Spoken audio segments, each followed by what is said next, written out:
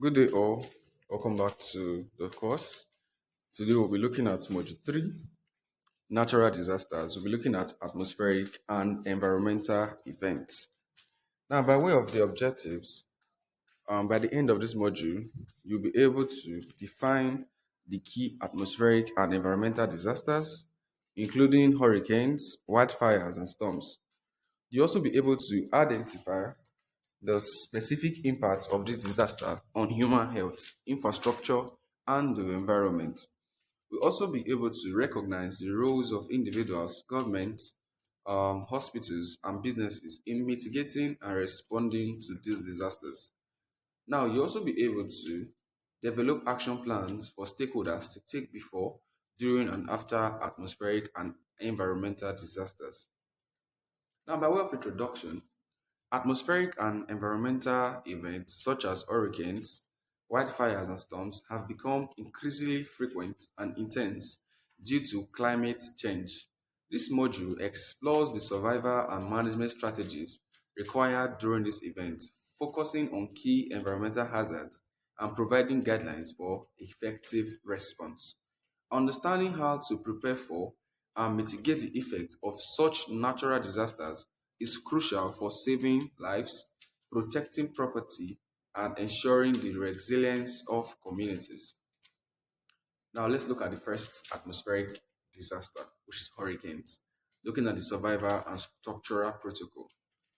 Now, what are hurricanes? Hurricanes are powerful tropical storms characterized by strong winds, heavy rainfall, and storm surges.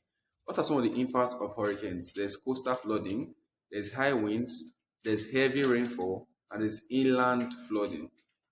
Now, what are some of the survival protocols? Secure your homes, do stock emergency supplies, evacuate to safe shelters, and follow early warning systems. Now, what are some of the impacts and responses to hurricanes? We have the immediate effects, we have response protocols, and we have mitigation strategy to curb it after it's already happened.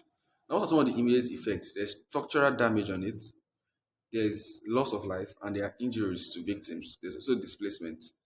Now, what are some of the response protocol? There should be evacuation, search and rescue. There should be medical care. There should also be building infrastructure. This is a response protocol to it. What are some of the mitigation strategies?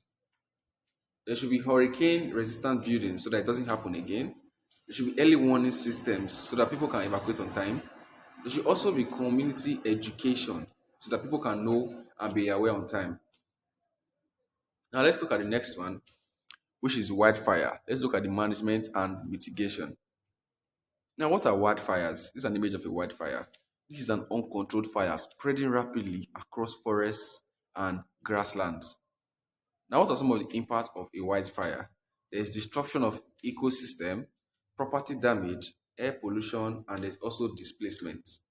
This is when fire just go haywire in a forest. Now, what are some of the response protocols? There's evacuation. There should be firefighting operations.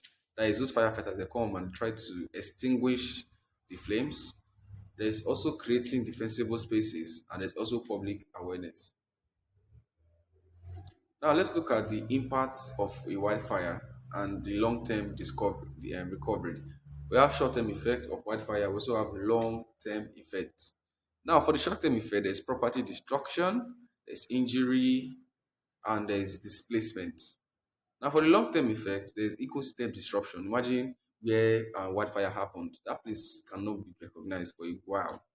There's also economic loss. Let's say government was using that place to for a source of income.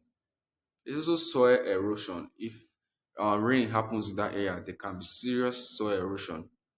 Then we have response protocol. There should be evacuation, firefighting, debris clearing, psychological support to victims, and ecosystem restoration. Now let's look at storms. What are storms? This is an intense weather event involving strong winds, heavy rainfall, and sometimes lightning or tornadoes. What are some of the impacts of a storm? There's destruction of infrastructure, there's flooding, there are casualties, human casualties, there's economic loss. Now, what are some of the response protocols? There should be fortifying structures, evacuating affected areas, storm warnings, and there should also be what? Recovering effort after it happens. Now, let's look at some of the mitigations for storms, hurricanes, and wildfires. Now, what are some of the mitigation for hurricanes? There should be reinforced structures, better urban planning, early warning systems. Now, what are some of the mitigations for a wildfire? There should be fire resistant materials. There should be creation of defensible spaces. There should also be prescribed burns for wildfires. Now, what are some of the mitigations for storms? There should be storm shelters. There should be flood barriers. There should also be building strong building codes in the case of a storm. Now, let's quickly look at the stakeholders' roles in atmospheric and environmental disasters. Now, for an individual, there should be personal preparedness, following safety protocols, evacuating and creating evacuation plans. Now, let's look at this deeply. Now, in the case of hurricanes, an individual has the role to be prepared on time. Let's say you live in a stormy area, you know that okay, so and so time storm usually happens because to an extent you can predict when a storm can happen, right? Because if a storm has happened in an area, there's a high cause, a high probability that it's going to happen again. So an individual that stays around this area where there is usually tsunamis, storms, and hurricanes should be prepared and they should follow safety protocols when it happens. They should also create evacuation plans when and where it happens. Now, let's look at the role of the government in atmospheric and environmental disasters. There should be emergency coordination, there should be building regulation, and there should also be public safety warnings. Now, for the government, they should create an emergency coordination where it has already happened. What do we do? How do we protect the citizens? How do we give them shelter?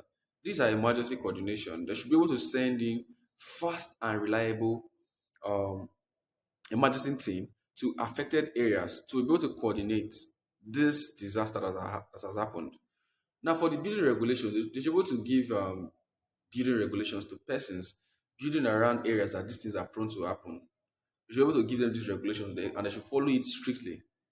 Now, for public safety warnings, they should issue out public safety warnings to people that are prone to cause this, that stay in areas that they should not carry out activities that should quicken these disasters happening.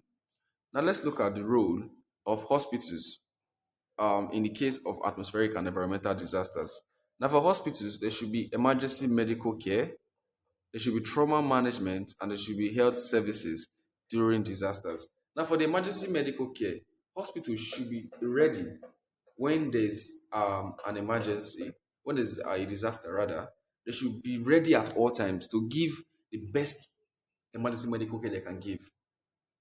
Now, for trauma management, victims can be traumatized from this kind of event that happens. So they should be able to have psychological experts that can guide victims who experience trauma because of this atmospheric and natural disaster and environmental disasters. There should also be health services during disasters. When it happens, they should be able to deploy teams to these affected areas to help them. Now, what are some of the roles of businesses in atmospheric and environmental disaster? They should ensure continuity after the disaster has occurred. They should ensure that there's a continuity in that affected environment. They should be able to protect assets in that environment. They should also be able to provide community support in that affected area. Now, by way of conclusion, this module covered atmospheric and environmental disasters like hurricanes and wildfires, emphasizing the need for comprehensive preparation and a coordinated response from all sectors of society. By understanding these events and the necessary steps to mitigate their impact, individuals, businesses, and governments can help ensure the safety and resilience of affected communities. Now, by way of assessment, there is an assessment session for this module where you will answer 50 multiple choice questions and you will to write a short report that will be submitted. That will be all for this module. I will see you in module 4.